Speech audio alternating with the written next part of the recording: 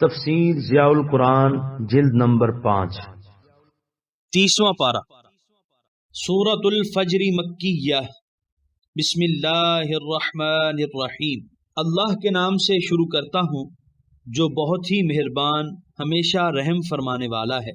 سورہ فجر آیت نمبر 1۔ والفجر ترجمہ قسم ہے اس صبح کی۔ سورہ فجر آیت نمبر 2۔ ولیال عشر ترجمہ اور ان مقدس 10 راتوں کی۔ سورہ فجر آیت نمبر 3۔ والشفع والوتر ترجمہ اور قسم ہے جفت اور طاق راتوں کی۔ سورہ فجر آیت نمبر 1 تا 3 کی تفسیر۔ دعوت اسلام سے مکہ کے مشرکانہ ماحول میں ایک ہلچل پیدا ہو گئی۔ حضور سرور عالم صلی اللہ علیہ وسلم کی دعوت اس وقت 2 چیزوں تک محدود تھی: اللہ تعالیٰ کی توحید اور روز جزا پر ایمان۔ وہ لوگ وقوع قیامت پر طرح طرح کے اعتراضات کیا کرتے اور اسے محال اور خلاف عقل گمان کرتے۔ ان کے شکوک کے ازالے کے لیے دیگر متعدد مقامات کی طرح اس سورت کا آغاز بھی 5 قسمیں کھا کر فرمایا جا رہا ہے۔ ایسی 5 چیزوں کی قسمیں کھائی ہیں کہ انسان اگر ان میں غور و تدبر کرے تو قیامت کے بارے میں اس کے تمام شکوک و شبہات دور ہو جائیں گے، اس کا وقوع ممکن بلکہ عین حکمت معلوم ہونے لگے گا۔ فرمایا قسم ہے فجر کی۔ اس فجر کے بارے میں متعدد اقوال ہیں کہ کون سی فجر مراد ہے، لیکن اولا یہی ہے کہ اسے کسی فجر سے مخصوص نہ کیا جائے بلکہ ہر صبح مراد ہو۔ جو طلوع ہوتی ہے تو رات کی تاریکی چھٹ جاتی ہے، ہر طرف روشنی پھیل جاتی ہے۔ پرند چرند انسان جو آرام اور سکون سے اپنی اپنی اقامت گاہوں میں رات بسر کر رہے ہوتے ہیں، اب اپنے اپنے معمولات اور فرائض کو انجام دینے میں مصروف ہو جاتے ہیں۔ پھر فرمایا قسم ہے 10 راتوں کی جو بڑی شان والی ہیں۔ تنکیر تفخیم شان کے لیے ہے۔ اس سے مراد کون سی راتیں ہیں؟ ذی الحجہ کی پہلی 10 راتیں، رمضان کی آخری 10 راتیں، محرم کی پہلی 10 راتیں۔ علماء سے تینوں قول منقول ہیں۔ اس کے بعد فرمایا قسم ہے شفعی کی یعنی جفت کی، اور وتر یعنی طاق کی۔ اس کے مصداق کے بارے میں متعدد اقوال ہیں۔ مجھے ان میں سے یہ قول پسند ہے کہ شفعی سے مراد مخلوق اور وتر سے مراد خالق۔ حضرت ابو سعید خدری رضی اللہ تعالیٰ عنہ، عطیہ، مجاہد اور دیگر جلیل القدر علماء تفسیر نے اسی کو ترجیح دی ہے اور اس کی تشریح یوں کی ہے کہ ساری مخلوق 2 ہے: کفر و ایمان، ہدایت و ضلالت، سعادت و شقاوت، لیل و نہار، زمین و آسمان، بحر و بر، شمس و قمر، جن و انس، مذکر و مؤنث، زندگی اور موت، عزت و ذلت، علم اور جہالت وغیرہ وغیرہ۔ لیکن اللہ تعالیٰ اپنی تمام شانوں اور صفات میں یکتا ہے اور طاق ہے۔ وہاں زندگی ہے، موت نہیں، عزت ہے، ذلت نہیں، علم ہے، جہالت نہیں، قوت ہے، ضعف نہیں۔ اس کی ذات بھی یکتا، اس کی تمام صفات بھی یکتا۔ بعض نے شفعی سے مراد وہ نمازیں لی ہیں جن کی رکعتیں 2 یا 4 ہوں، اور وتر سے وہ نمازیں جن کی رکعتیں 3 ہیں، جیسے نماز مغرب اور وتر۔ سورہ فجر آیت نمبر 4۔ واللیل اذا یسر ترجمہ اور رات کی جب گزرنے لگے۔ سورہ فجر آیت نمبر 4 کی تفسیر۔ یسر یعنی جب رات رخصت ہونے لگتی ہے اور صبح کے طلوع کا وقت قریب آ جاتا ہے۔ ان تمام قسموں کا جواب لتبعثن محذوف ہے، یعنی تمہیں ضرور زندہ کر کے اٹھایا جائے گا۔ یہ ساری چیزیں جس نظم و نسق اور باقاعدگی کے ساتھ رونما ہوتی رہتی ہیں، وہ اس بات کی شہادت دے رہی ہیں کہ یہ اندھی بحری فطرت کی کارستانی نہیں بلکہ ایک قادر، علیم اور حکیم ذات کا ارادہ ان کو معرض وجود میں لا رہا ہے۔ جس کی قدرت کا یہ عالم ہو، اس کے لیے انسان کو دوبارہ پیدا کرنا قطعاً مشکل نہیں۔ جب اللہ تعالیٰ کا ہر فعل حکیمانہ ہے تو وہ حضرت انسان کو اتنی قوتوں سے بہرہور کرنے کے بعد اس کو یوں ہی چھوڑ نہیں دیتا کہ وہ ان سے پوچھے ہی نہیں کہ انہوں نے خدا کی دی ہوئی قوتوں اور نعمتوں کو کس طرح استعمال کیا ہے۔ یہ بات بھی اس کی حکمت کے سراسر منافی ہے کہ جن لوگوں نے اس کی دی ہوئی قوتوں کو صحیح استعمال کیا، ان سے اس کی مخلوق کو فائدہ پہنچایا، نیکی اور اخلاق حسنہ کی آبیاری کی ان کو تو کوئی اجر نہ ملے، اور جنہوں نے ان نعمتوں پر ناشکری کی، اللہ تعالیٰ کی مخلوق کی تباہی و بربادی کے لیے انہیں استعمال کیا اور فسق و فجور کی داغ بیل ڈالی، ان کو ان کے کرتوتوں کی کوئی سزا نہ دی جائے۔ سورہ فجر آیت نمبر 5۔ حل فی ذالک قسم لذی حجر۔ ترجمہ: یقیناً اس میں قسم ہے عقل مند کے لیے۔ سورہ فجر آیت نمبر 5 کی تفسیر۔ فرمایا جو لوگ عقل و خرد سے بہرہ ہیں، اتنی ساری قسموں کے بعد انہیں روز جزا کا یقین آ جائے گا، اور اس کے بعد انہیں مزید کسی قسم کی ضرورت نہیں رہے گی۔ اور جو لوگ عقل ہی سے محروم ہیں، ان کے سامنے جتنی بھی قسمیں کھائی جائیں وہ ان سے کوئی ہدایت قبول نہیں کریں گے۔ عقل کو ہجر اس لیے کہتے ہیں کہ وہ غلط کاموں سے روکتی ہے۔ غلط راستے پر کوئی چلنے لگے تو اس کی راہ میں رکاوٹ بن کر کھڑی ہو جاتی ہے۔ سورہ فجر آیت نمبر 6۔ الم تر کیف فعل ربک بعاد۔ ترجمہ: کیا آپ نے ملاحظہ نہ کیا کہ آپ کے رب نے کیا کیا عاد کے ساتھ؟ سورہ فجر آیت نمبر 7۔ ارم ذات العماد۔ ترجمہ: ارم کے ساتھ جو اونچے ستونوں والے تھے۔ سورہ فجر آیت نمبر 6 اور 7 کی تفسیر۔ اہل مکہ دعوت حق کو بڑی بے نیازی سے پس پشت ڈال رہے تھے۔ چند قوموں کی داستان بطور عبرت سنائی جا رہی ہے جو قوت و شوکت میں اپنے اپنے زمانے میں اپنا جواب نہیں رکھتی تھی، لیکن اخلاقی بیماریاں ان کو گھن کی طرح کھا گئیں۔ اپنے جرائم اور اعمال بد کے بوجھ تلے دب کر وہ فنا ہو گئیں۔ اہل مکہ اور دیگر عرب قبائل ان قوموں سے اچھی طرح روشناس تھے۔ تاریخ میں عاد کے 2 قبیلے بہت مشہور ہیں، ایک کو عاد ارم کہا جاتا ہے یا عاد اولا، اور دوسرے کو عاد اخرى۔ عاد اولا کا نسب نامہ یہ ہے: عاد بن ارم بن اوس بن سام بن نوح۔ اسی عاد کی اولاد قوم عاد کے نام سے مشہور ہوئی۔ ہود علیہ السلام انہی کی طرف مبعوث ہوئے، لیکن انہوں نے ان کی دعوت کو مسترد کر دیا، اس لیے تباہ کر دیے گئے۔ اس قبیلے کے جو لوگ اس عذاب سے بچ گئے اور پھر ان کی نسل بڑھی، وہ بھی قوم عاد ہی کہلائی۔ دونوں میں امتیاز کرنے کے لیے پہلی قوم کو عاد اولا یا عاد ارم کہا جاتا ہے اور دوسری کو عاد اخرى۔ علامہ جوہری نے عماد کی تشریح کرتے ہوئے لکھا ہے: بلند و بالا قصور اور محلات کو عماد کہتے ہیں۔ عمر بن کلثوم شاعر کا شعر ہے کہ جب کسی قوم کا قصر عزت گر جاتا ہے تو ہم ان کی حفاظت کرتے ہیں۔ جس کا اونچا مکان اس کے زائرین کو دور سے معلوم ہو جائے تو عرب کہتے ہیں فلان طویل العماد۔ سورہ فجر آیت نمبر 8۔ التی لم یخلق مثلها فی البلاد۔ ترجمہ: نہیں پیدا کیا گیا جن کا مثل دنیا کے ملکوں میں۔ سورہ فجر آیت نمبر 8 کی تفسیر۔ یہ قد و قامت میں بھی دوسرے لوگوں سے ممتاز تھے اور جسمانی قوت و طاقت میں بھی اپنی نظیر نہ رکھتے تھے۔ سورہ فجر آیت نمبر 9۔ وَثَمُودَ الَّذِينَ جَابُوا الصَّخْرَ بِالْوَادِ۔ ترجمہ: اور ثمود کے ساتھ کیا کیا جنہوں نے کاٹا تھا چٹانوں کو وادی میں۔ سورہ فجر آیت نمبر 9 کی تفسیر۔ قوم ثمود سنگ تراشی کے فن میں ید طولہ رکھتی تھی۔ انہوں نے پہاڑوں کی چٹانوں کو کھود کر اور کاٹ کر اپنے لیے رہائش گاہیں تعمیر کر رکھی تھیں۔ انہیں ان کی پائیداری اور پختگی پر بڑا ناز تھا۔ انہیں یقین تھا کہ کوئی زلزلہ، کوئی سیلاب، کوئی جھکڑ ان کو ہلا نہیں سکتا۔ وادی القریٰ میں اب بھی ان کے تراشے ہوئے مکانات دیکھنے والوں کو محو حیرت کر دیتے ہیں۔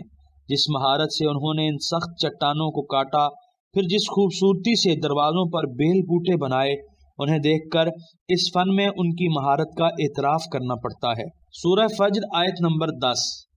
وَفِرْعَوْنَ ذِی الْأَوْتَادِ۔ ترجمہ: اور کیا فرعون کے ساتھ جو میخوں والا تھا۔ سورہ فجر آیت نمبر 10 کی تفسیر۔ عاد اور سمود یہ 2 قومیں جزیرہ عرب کی رہنے والی تھیں۔ ان سے اہل عرب خوب واقف تھے۔ ان کی تباہی کی داستانیں بھی اپنے آباء و اجداد سے سنتے آئے تھے۔ فرعون اگرچہ مصر کا فرما روا تھا، لیکن بنی اسرائیل کے ساتھ اہل عرب کا میل جول تھا، انہوں نے اس کے مظالم اور پھر اس کی غرقابی کے قصے بھی بارہا سنے تھے، اس لیے فرعون کا ذکر ان کے نزدیک اجنبی کا ذکر نہ تھا۔ فرعون کو ذی الاوتاد کہا گیا ہے۔ اوتاد وطدن کی جمع ہے، لوہے کی میخوں کو بھی کہتے ہیں، اور لکڑی کی کلیاں جن کے ساتھ خیموں کی رسیاں باندھی جاتی ہیں ان کو بھی کہتے ہیں۔ فرعون کا بہت بڑا لشکر تھا، جب وہ چڑھائی کرتا تو لشکر کے خیموں کو نصب کرنے کے لیے کلیوں کا ایک بڑا ذخیرہ ان کے ہمراہ ہوتا، یا جن لوگوں پر ان کا عطاب نازل ہوتا ان کو زمین پر لٹا کر ان کے ہاتھ پاؤں میں لوہے کی میخیں گاڑ دی جاتی، اس لیے اس کو ذی الاوتاد کہا گیا ہے۔ سورہ فجر آیت نمبر 11۔ الذین طغوا فی البلاد، ترجمہ جنہوں نے سرکشی کی تھی اپنے اپنے ملکوں میں، سورہ فجر آیت نمبر 12۔ فَأَكْثَرُوا فِيهَا الْفَسَادَ، ترجمہ پھر ان میں بکثرت فساد برپا کر دیا تھا، سورہ فجر آیت نمبر 13۔ فَصَبَّ عَلَيْهِمْ رَبُّكَ صَوْتَ عَذَابٍ، ترجمہ پس آپ کے رب نے ان پر عذاب کا کوڑا برسایا، سورہ فجر آیت نمبر 13 کی تفسیر۔ ان قوموں کی تباہی کی وجہ بتا دی کہ انہوں نے سرکشی اختیار کی، ظلم و ستم کی حد کر دی، کسی کی آبرو، کسی کی جان، کسی کی جائیداد محفوظ نہ رہی، جس طرح چاہتے زیر دستوں کو لوٹ لیتے، ان کی عصمتوں کو تاراج کر دیتے اور ان کے خون کے دریا بہا دیتے، اور اس بے محابہ ظلم کی وجہ یہ تھی کہ انہیں روز حساب کا کوئی خوف نہ تھا۔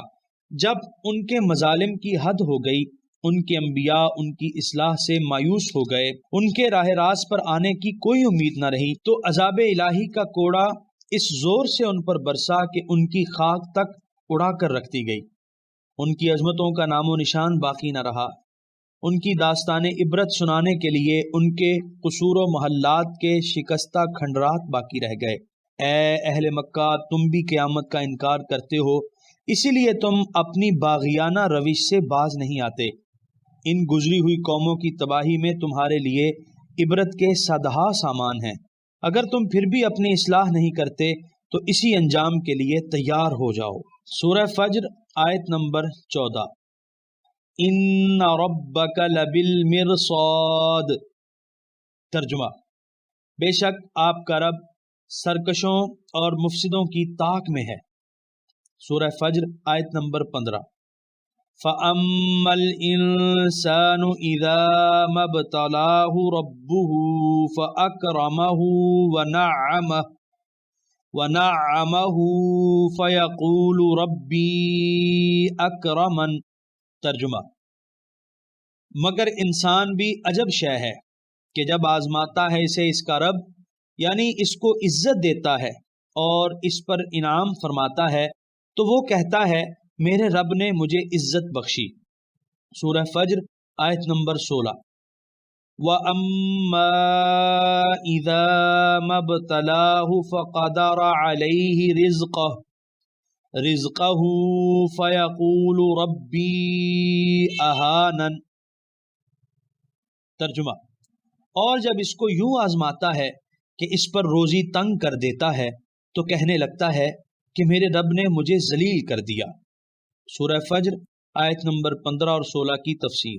بعض لوگوں کے پاس مال و دولت کی فراوانی ہوتی ہے، رہنے کے لیے آرام دہ شاندار مکانات ہوتے ہیں، اولاد کی بھی کمی نہیں ہوتی، معاشرے میں بھی انہیں قدر و عزت کی نگاہ سے دیکھا جاتا ہے۔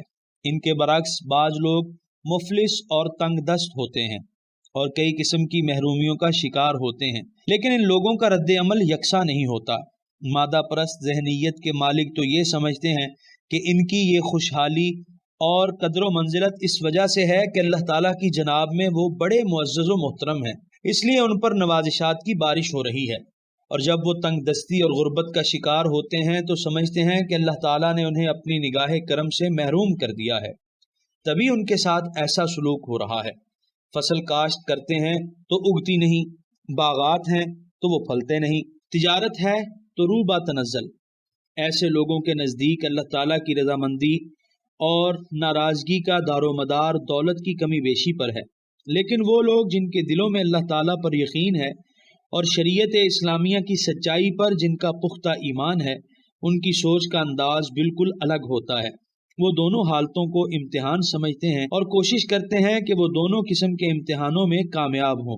अगर उनकी माली हालत अच्छी होती है और इलाके में उनको इज्जत व एहतराम की नज़र से देखा जाता है तो इस पर वो खुदावंदे करीम का शुक्र अदा करते हैं, अपने माली वसाइल और असर व रसूख को उसकी मखलूक की खिदमत में सर्फ करते हैं, गरीबों की इमदाद करते हैं, कमज़ोर और ज़ईफ़ लोगों पर कोई जुल्म करने लगे तो सिपर बनकर आ खड़े होते हैं, नेकी का हुक्म देते हैं और बुराई की बेहकुनी के लिए कोशां रहते हैं। और अगर फ़क्र व गुर्बत का दौर आता है तो सब्र का दामन मजबूती से पकड़ लेते हैं, किसी के सामने हाथ नहीं फैलाते, अपनी माली हालत को दुरुस्त करने के लिए हराम ज़राए इख्तियार नहीं करते। इस गुर्बत व अफलास में भी उन्हें अपने अलीम व हकीम परवरदिगार की बीसियों हिकमतें नजर आती हैं। कुरान करीम की इन आयात में इन दोनों हालतों को इब्तिला व आजमाइश से ताबीर किया गया है, जिनसे साफ पता चलता है कि दौलत की किल्लत व कसरत अल्लाह ताला की रज़ा और नाराज़गी का मेयार नहीं, बल्कि इन दोनों सूरतों में जो तर्ज अमल आप इख्तियार करेंगे उसी के बाइस आप अपने रब की खुशनुदी या गज़ब के मुस्तहिक होंगे। सूरह फज्र आयत नंबर 17। कल्ला बल्ला तुकरिमूनल यतीम। तर्जुमा, ऐसा नहीं है बल्कि इसकी वजह यह है कि तुम यतीम की इज्जत नहीं करते। सूरह फज्र आयत नंबर 17 की तफसीर। इन नादानों के इस नजरिए का बुतलान कर दिया।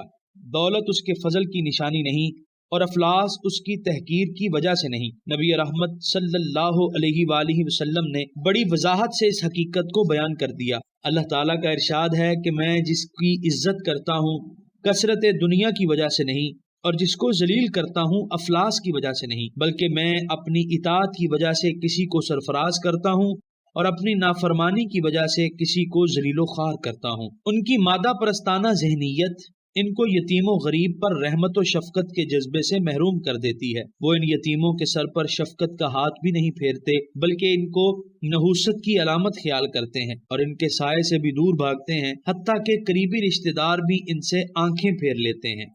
सूरह फज्र आयत नंबर 18। वला तहाद्दून अला तआमिल मिस्कीन। तर्जुमा, और ना तुम तरगीब देते हो मिस्कीन को खाना खिलाने की। सूरह फज्र आयत नंबर 18 की तफसीर। इनकी बस्ती में, इनके मोहल्ले में, बल्कि इनके पड़ोस में कई लोग फाका कशी कर रहे होते हैं, लेकिन ये अपनी रंगरलियों में मसरूफ रहते हैं।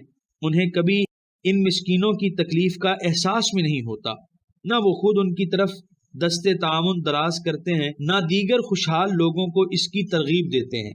इंसान का दिल हमदर्दी के जज्बात से खाली हो जाए तो इसकी संग दिली की यही कैफियत होती है। सूरह फज्र आयत नंबर 19। वतअकुलून तुराथ अकलन लम्मा। तर्जुमा, और चट कर जाते हो मीरास का सारा माल। सूरह फज्र आयत नंबर 19 की तफसीर। सिर्फ यही नहीं बल्कि जब कोई तुम्हारा करीबी रिश्तेदार मर जाता है तो उसकी सारी जायदाद तुम खुद समेट लेना चाहते हो, ना उसकी बीवी को कुछ देते हो, ना उसकी बूढ़ी माँ को कुछ मिलता है, बल्कि मरने वाले के यतीम बच्चों को भी तुम बिल्कुल महरूम कर देते हो। अल्लामा कुर्तुबी लिखते हैं, यानी मुशरिकीन औरतों और बच्चों को विरसे में से कुछ न देते थे, बल्कि उनके हिस्से को भी अपने हिस्से के साथ मिलाकर हड़प कर जाते थे। लम्मा का माना है जमा करना। कलाम अरब में लमम का मादा इसी मफहूम पर दलालत करता है। जब तू किसी चीज को जमा करे और समेट ले तो तू कहेगा लमम तो शैअ अलुम्मुहु लम्मा। सूरह फज्र आयत नंबर 20। व तुहिब्बूनल माल हुब्बन जम्मा।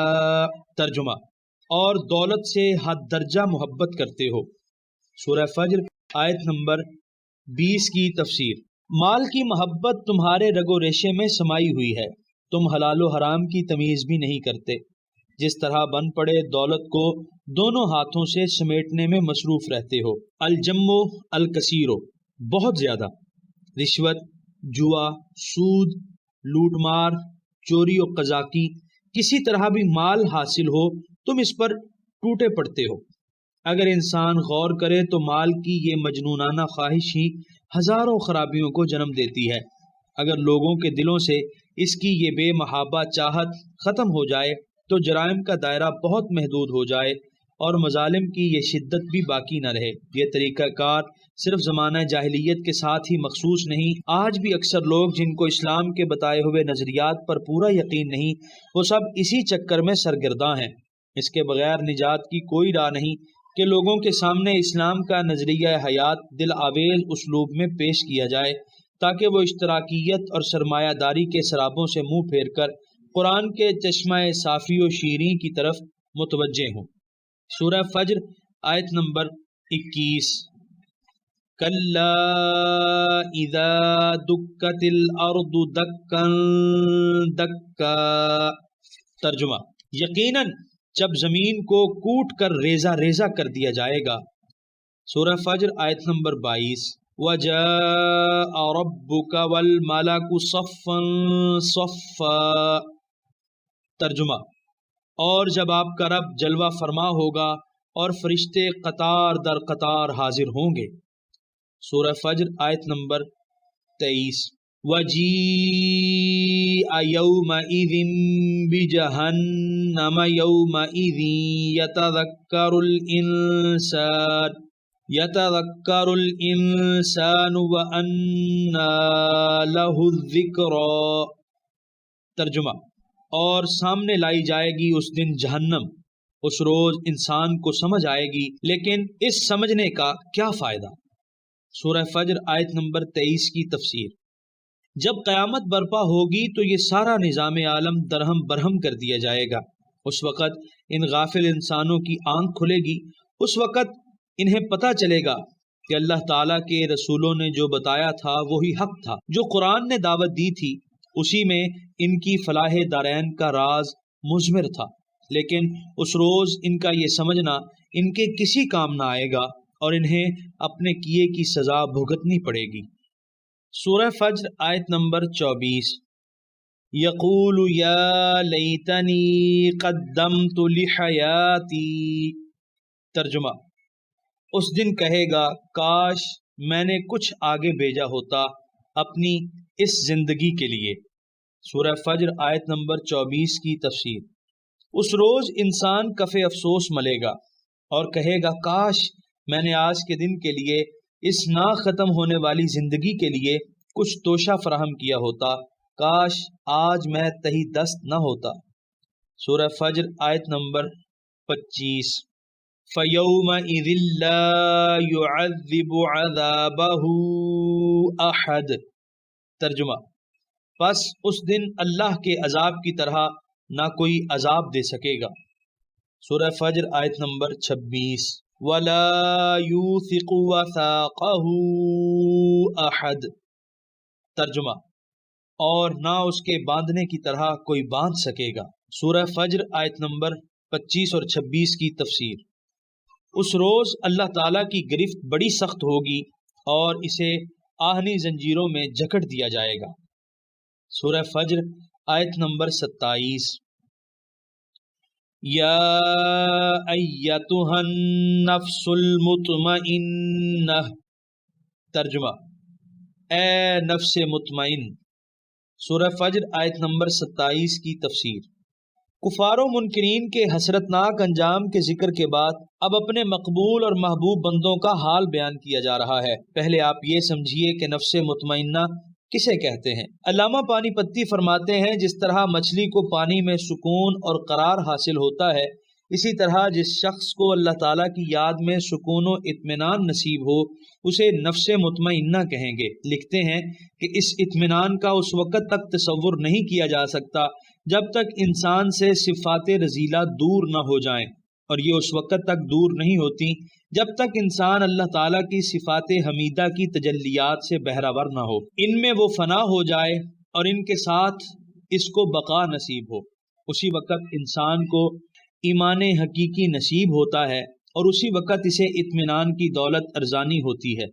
علامہ اسماعیل حقی لکھتے ہیں کہ گھبراہٹ اور اضطراب کے بعد جو سکون ملتا ہے اسے اطمینان کہتے ہیں، اور نفس کو سکون تب میسر آتا ہے جب وہ یقین، معرفت اور شہود کی اعلیٰ منزل پر فائز ہو جائے، اور یہ مقام ذکر الہی کی کثرت اور دوام سے حاصل ہوتا ہے۔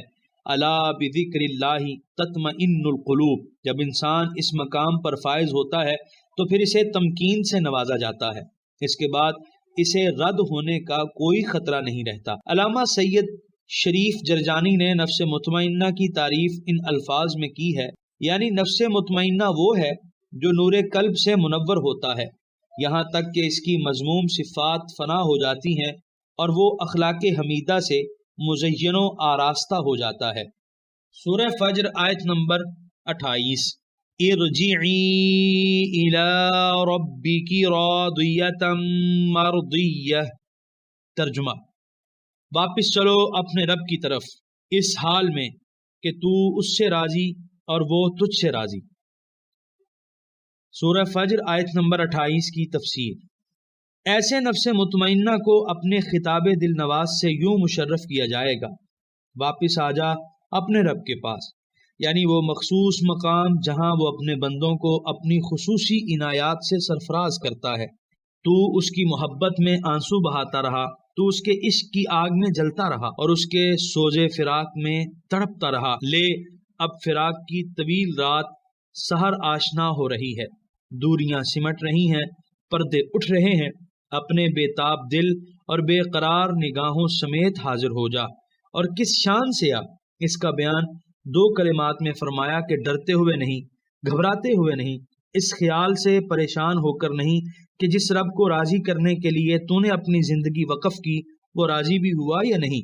ان خدشات کو، ان وسوسوں کو دل سے باہر نکال کر پھینک دو۔ حریم ناز میں اس شان سے آؤ کہ تم بھی اپنے رب کریم پر راضی اور وہ بندہ نواز بھی تجھ سے راضی۔ کیا بات ہے، کیا کرم ہے، کتنی بلند قسمت ہے اس خاکسار بندے کی جس پر یہ عنایت ہوگی۔ سورہ فجر آیت نمبر 29، فَادْخُلِي فِي عِبَادِي۔ ترجمہ، پس شامل ہو جاؤ میرے خاص بندوں میں۔ سورہ فجر آیت نمبر 30، وَادْخُلِي جَنَّتِي۔ ترجمہ، اور داخل ہو جاؤ میری جنت میں۔ سورہ فجر آیت نمبر 29 اور 30 کی تفسیر۔ میرے وہ بندے جن پر شیطان کا کوئی مکر کارگر نہ ہوا، جو عمر بھر میرے بنے رہے اور میری خاطر سب جہان سے روٹھے رہے، میری بندگی کے بغیر جن کا اور کوئی کام ہی نہ تھا۔ اے نفس مطمئنہ تو بھی ان میں داخل ہو جا، اور میری وہ جنت جو میری ذاتی اور صفاتی تجلیات کے لیے مخصوص ہے اس میں تشریف لے چل۔ یعنی یہاں دو سعادتوں کا ذکر ہوا، ایک خاصانے بارگاہ خداوندی کی رفاقت، یہ روحانی سعادت ہے، دوسرا ان کی معیت میں جنت میں دخول، یہ بدنی سعادت ہے۔ حضرت یوسف علیہ السلام نے اپنے رب سے اس روحانی سعادت کے بارے میں التجا کی تھی، فاطر السماوات والارض انت ولی فی الدنیا والآخرہ توفنی مسلما والحقنی بالصالحین۔ حضرت سلیمان علیہ السلام نے بھی بعینہ ہی یہی دعا مانگی تھی۔ یہ بشارت کس وقت دی جائے گی؟ بعض علماء کی رائے ہے کہ روز محشر جب یہ لوگ قبروں سے اٹھیں گے تو اس وقت انہیں یہ مژدہ جاں فضا سنایا جائے گا۔ بعض کی رائے ہے کہ مرتے وقت یہ بشارت دی جائے گی، لیکن علامہ ابن کثیر فرماتے ہیں دونوں وقت اسے یہ خوشخبری دی جائے گی۔ یہاں ایک روایت بھی سن لیجئے۔ حضرت عبداللہ بن عمر رضی اللہ تعالیٰ عنہما فرماتے ہیں کہ جب بندہ مومن فوت ہونے لگتا ہے، اللہ تعالیٰ دو فرشتوں کو اس کی طرف بھیجتا ہے، وہ اسے کہتے ہیں اے نفس مطمئنہ، اس دار فانی سے نکل اور راحت و آرام اور گل پوش وادیوں کی طرف چل، اور اپنے اس پروردگار کی طرف چل جو تجھ سے راضی ہے۔ حضرت ابن عباس رضی اللہ عنہما سے مروی ہے کہ جب یہ آیت نازل ہوئی تو حضرت صدیق اکبر رضی اللہ عنہ بارگاہ رسالت میں حاضر تھے، عرض کرنے لگے یا رسول اللہ ما احسن ھذا، اے اللہ کے رسول یہ کتنی ہی اچھی بات ہے۔ حضور صلی اللہ علیہ وآلہ وسلم نے ارشاد فرمایا اے ابو بکر، جب تم اس دنیا سے رخصت ہوگے تو تمہیں بھی یہ بشارت دی جائے گی۔ علامہ ابن کثیر نے حافظ ابن عساکر کے حوالے سے یہ حدیث نقل کی ہے کہ نبی کریم صلی اللہ علیہ وآلہ وسلم نے ایک شخص کو یہ دعا مانگنے کی تلقین فرمائی، اللہم انی اسألک نفسا بک مطمئنۃ تؤمن بلقائک وترضی بقضائک وتقنع بعطائک، اے اللہ میں تجھ سے نفس مطمئن کا سوال کرتا ہوں جو تیری ملاقات پر ایمان رکھتا ہو، جو تیری قضا پر راضی ہو اور جو تیری عطا پر قانع ہو۔ الحمدللہ رب العالمین واجمل الصلوات واحسن التسلیمات واکمل البرکات واطیب التحیات علی صاحب المقام المحمود وحامل لواء الحمد سیدنا محمد المبعوث رحمتا للعالمین وعلى آلہ الطیبین الطاہرین وازواجہ الطاہرات وأمهات المؤمنين وعلى سائر الصحابة والتابعين وأولياء أمته الكاملين وعلماء ملته الربانيين وعلينا معهم إلى يوم الدين. اللهم إني أسألك نفسا بك مطمئنة تؤمن بلقائك وترضى بقضائك وتقنع بعطائك. یہاں پر سورہ فجر مکمل ہوئی. یہاں پر 30ویں پارے کا 14واں رکوع مکمل ہوا.